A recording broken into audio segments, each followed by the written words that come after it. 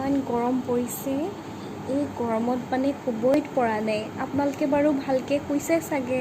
আপোনালোকৰ ফালে গৰম তেনেকৈ পৰিছে নাই বাৰু? আমাৰ এইফালে গুৱাহাটীত ইমান গৰম পৰিছে, শুবই পৰা নাই মানে গৰমত। এনেকুৱা গৰম। আৰু আমি এনি টাইম মানে পানী খাইছোঁ, ঠাণ্ডা জাতীয় বস্তুকে খাই মানে পেটটো ঠাণ্ডা পেলাই আছোঁ। আৰু কি কৰিম আৰু নহ'লে, যি গৰম পৰিছে এই গৰমতো আৰু বেলেগ একো গৰমজাতীয় বস্তু খাব নোৱাৰি দিয়কচোন, বেছিকৈ গৰম লাগে। আৰু সেইটো কাৰণে সেয়াই আৰু বাকী শুবলৈ লৈছোঁ। আপোনালোকেও ভালকৈ শুৱক। আৰু এতিয়া খালি গৰমৰ পৰা নিজকে বচাই ৰাখিব। সেইটোৱে আৰু আপোনালোকক ক'লোঁ। আৰু বহুত বেছি গৰম পৰিছে।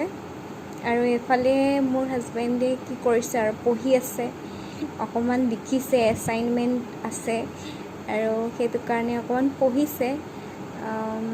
ৰ'ব দেখাইছোঁ। এইফালে হাজবেণ্ডে পঢ়ি আছে, মানে এছাইনমেণ্ট ৰেডি কৰি আছে, কালি ছাবমিট কৰিব লাগিব।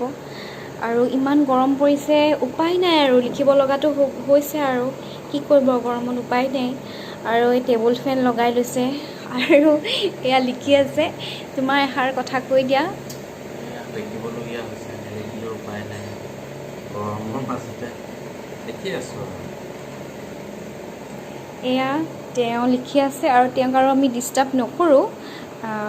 কাইলৈ এটা মোৰ নতুন ভিডিঅ' লৈ আপোনালোকৰ ওচৰত আহিম আৰু আপোনালোকে চাই থাকিব ভিডিঅ'বোৰ।